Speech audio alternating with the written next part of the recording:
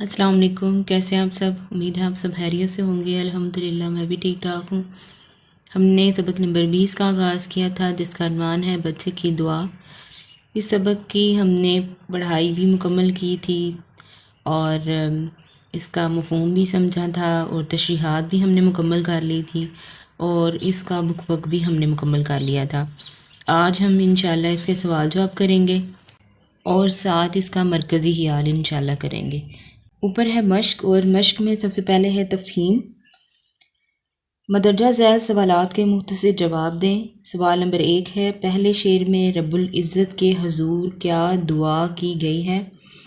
अंधेरा दूर होने से क्या मफ़हूम निकलता है? ज़िंदगी हो मेरे परवाने की सूरत या रब में परवाना किस चीज़ की अलामत बनकर सामने आया है?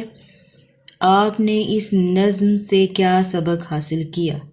ये सारे सवाल पूछे गए हैं और इनका जवाब हम कापी पे करेंगे। ठीक है, सबसे पहले ऊपर लिखेंगे जमात का काम, सबक नंबर 20 और अनवान हमारा है बच्चे की दुआ। हमने करने हैं सवाल जवाब। तो सबसे पहले देखें सवाल क्या पूछा गया है। सबसे पहले पूछा गया है कि पहले शेर में रब्बुल इज़्ज़त के हुज़ूर क्या दुआ की गई है।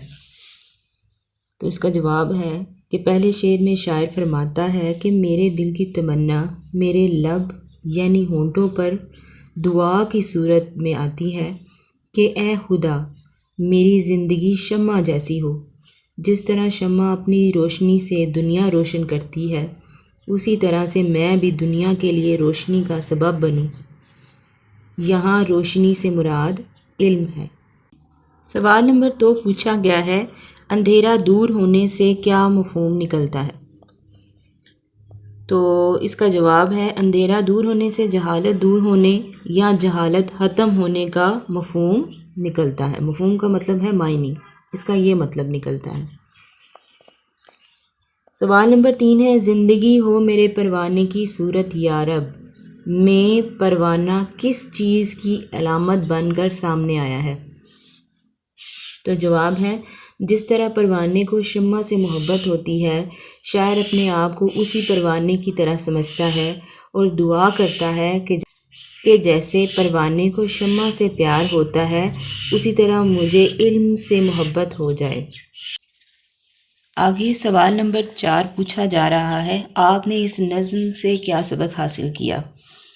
मैंने इस नज़्म से ये सबक हासिल किया कि हम मेहनत, लगन और खुलूस नीयत जैसी सिफ़ात को अपनाकर वतन की तरक्की में भरपूर किरदार अदा कर सकते हैं। हमें चाहिए कि हम हर मुमकिन हद तक दूसरों की मदद करें। इंसान वही अच्छे होते हैं जो एक दूसरे के काम आते हैं। हमें हर वक्त अल्लाह से उसका रहम, करम, फजल, बरकत, हिदायत, मग़फ़िरत और रहनुमाई तलब करते रहना चाहिए। इस तरह आपके ये जो सवाल जवाब हैं वो मुकम्मल हुए।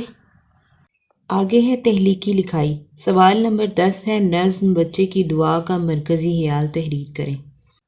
देखें मरकज़ी ख़याल, हमें हर मुमकिन हद तक दूसरों की मदद करनी चाहिए। इंसान वही अच्छे होते हैं जो एक दूसरे के काम आते हैं। हमें इल्म से जहालत के अंधेरे दूर करने हैं। हमें हर वक्त अल्लाह से उसका फ़ज़ल व करम और रहनुमाई तलब करते रहना चाहिए। इस तरह आपका ये लेक्चर मुकम्मल हुआ और ये सबक भी मुकम्मल हुआ। अगर वीडियो पसंद आए तो लाइक कीजिएगा, कमेंट कीजिएगा। मुझे दें इजाज़त। अल्लाह हाफ़िज़।